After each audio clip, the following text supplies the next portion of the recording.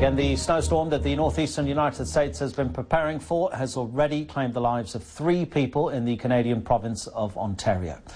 On the American side of the border, 350,000 homes and businesses were without power on Friday evening as the region prepared for the worst storm to hit in decades. Travel is severely disrupted. In some parts, it's at a complete standstill. Thousands of flights have been cancelled. Right across the northeast, people have been stocking up on vital supplies. There were reports of fuel shortages from Connecticut to New York as motorists queued at petrol stations.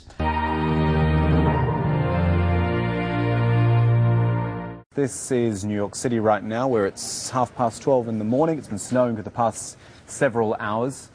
As we mentioned, tens of thousands of people are without power and the city's airports have been closed.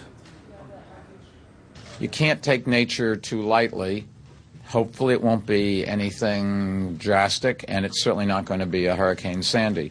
But that doesn't mean you can't get badly hurt or killed if you're not careful. So, and help others. Thank you.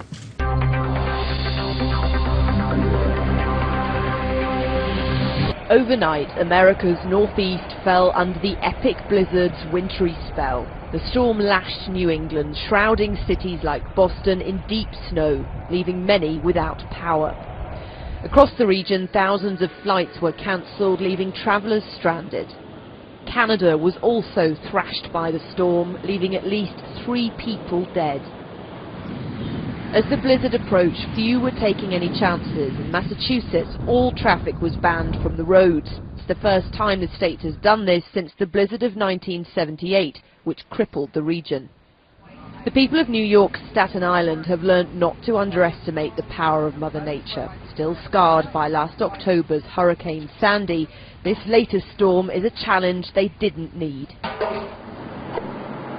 Across New York, 1,700 plows were out as workers fought to clear the snow as it landed. What are you expecting from tonight? These machines are going to be pretty busy, huh? Oh yeah, very busy. Yeah, very busy, especially us. You know? Undeterred shoppers struggled through the streets, clinging to their soggy purchases. The advice has been clear: stay off the roads and stay indoors. But if you're a tourist in the Big Apple, the attraction of the bright lights is almost too much to resist, whatever the weather. We expect that from South Georgia, which is where we're from, and then you come up here and everybody's alarmed about it, so it's like, this really must be something to watch out for. So, but yeah, we're going to a Broadway show tonight, so. The storm may be strong, but for those affected, the small mercy is it's expected to be brief. Amanda Walker, Sky News, New York. 40 million residents of the northeast could be affected by the snowstorm. Authorities are busy salting roads while New Englanders stock up on essentials and prepare for possible power outages. On Friday evening, almost 5,000 flights were cancelled in the US. Canadian airports have also been affected.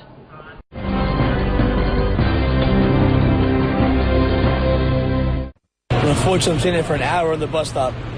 4 buses are packed with people. It's horrible. So we're still waiting.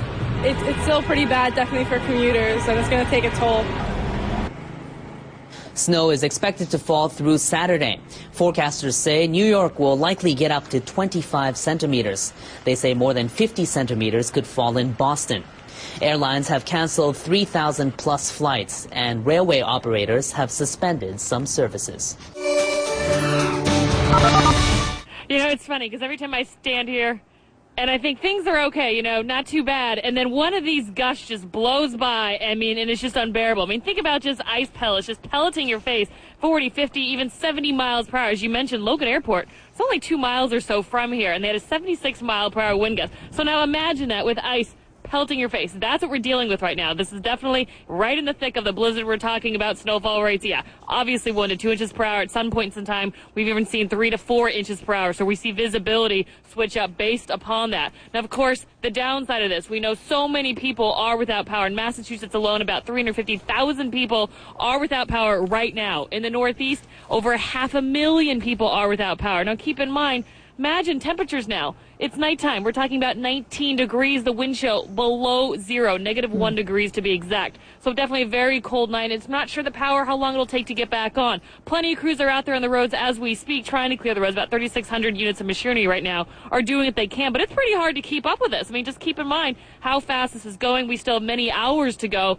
And even as the system tries to clear out by late tomorrow, or today, depending on how you want to look at it, we're going to be talking about these winds still picking up. So that visibility is still going to be very poor, and it looks like travel in the city is really going to be at a nonstop.